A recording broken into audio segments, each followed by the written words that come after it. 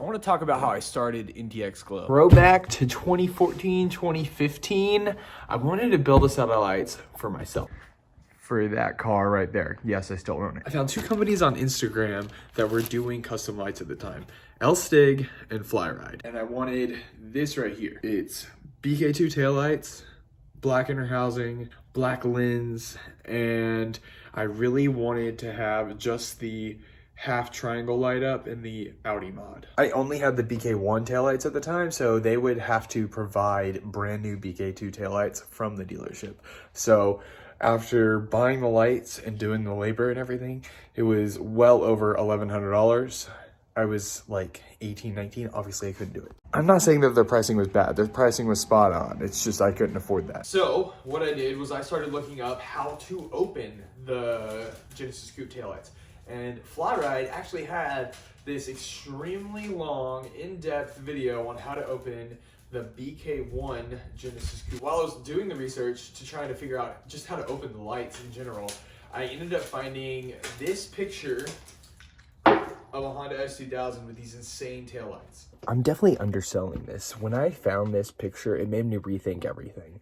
Like sell the Genesis, buy an S2000, do everything with this car already had done to it type of rethink everything. Really possible. S2000s were a lot more than Gen Coupes at the time. My mom didn't want me to get one either. Anyway, it also made me rethink the BK2 taillights because then I didn't have to buy brand new lights. So I was like, oh, maybe it'll be cheaper. So I sent the picture to L-Stig and Flyride again. They just said they couldn't do it. They didn't have the capabilities of doing it with the ABS plastic and everything.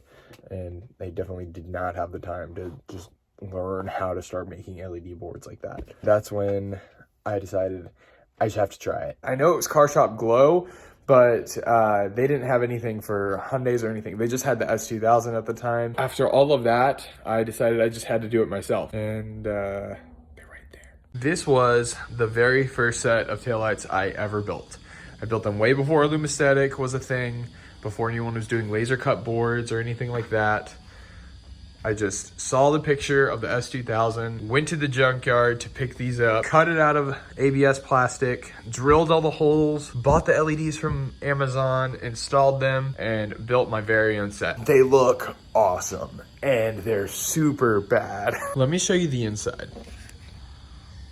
Look at that mess of wiring. I didn't know anything about LEDs, so I didn't know how to calculate the resistance of everything. So what I did was went on Amazon and found LEDs with the resistors already soldered on. And they had these wires coming off of the cathodes.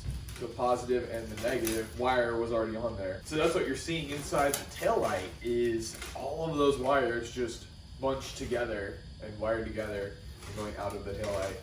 So I posted the picture of the lights on my car on Instagram and in some Facebook groups, and people just kept asking to have their lights done, and it kind of snowballed from there. By snowball, I mean I didn't go full time immediately, or even a couple months. Those first few builds I did were just through my car's Instagram page, NTX Genesis. I didn't even come up with NTXGLOW for another couple of months while people were sending me orders. And I never meant for it to be a job or anything like that. It was just something I could do to build stuff for people, which I thought was fun, and make a little bit of extra money on the side. I never meant to make it a full-time thing. That was until 2019.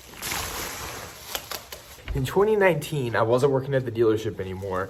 I was working in a warehouse on the other side of Houston. I lived in Pearland. This was in the exact opposite corner of Houston. It was taking me an hour and a half one way to get to work. That became a real issue in 2019 because my wife and I were expecting our first kid. So because of the drive and the hours, I was leaving probably 6:30, 7, and I was late. And then getting home around 7. So I was gone 12 hours a day. And at that point, like, why even be a parent? You're not going to see the kid at all. And that really freaked me out. So talked to my wife and we decided to just go for it. And I went full-time in 2019. The scary thing in the beginning was like 2 to 4 weeks after starting, I ran out of orders. I finished all the builds that I had, I shipped them all out, and I had finished all my emails on like a random Thursday. It was probably like noon, and I had nothing left to do, and obviously not a lot of money. Thankfully, someone did end up ordering something.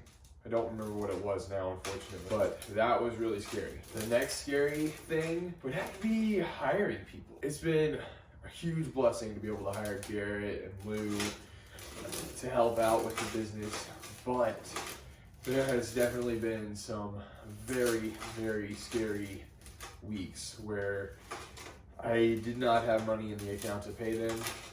I literally had to just pull cash out of an emergency cash drawer that I had inside. It was not meant for this at all. It was meant for much more personal things, but I had to pay them. I don't really like to talk about business stuff like that because I normally see comments that are saying, well, if you can't afford to pay people, then you don't deserve to have them. But without them, we wouldn't be able to get the work done, and then I still wouldn't be able to afford it. So it's like a catch-22. And I'm not saying I'm this insane business guy. Clearly, this is not a shop. This is just my house garage. But it's been super fun, and people ask me all the time how I got started. So I figured I'd tell the story. And now you're probably saying, Zach, that's great. You already knew how to work on lights and work with electrical because you worked at a dealership and all that. But that's not really true. I did not know how to open lights. I didn't know how to do LED specific. All of NTXGLOW has been trial and error, honestly. I had to buy several sets of Genesis coupe lights in the very beginning and lost thousands of dollars in that first year because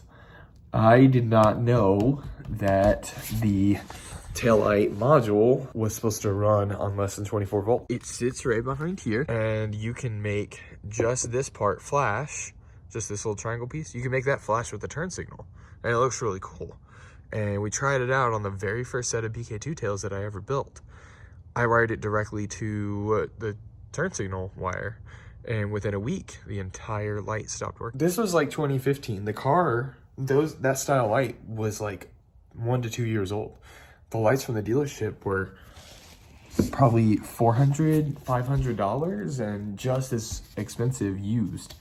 And I had to buy the customer a whole brand new set and completely rebuild them because I messed them up. Not to mention the dozens of sets of 350Z lights have cracked. These things are way too brittle. And that's why I always do these how-tos, so that people can learn from me and not break as much stuff and not make as many mistakes. The how-tos I do on YouTube are very surface level. There's not gonna be a whole lot of info. It's gonna be helpful for sure.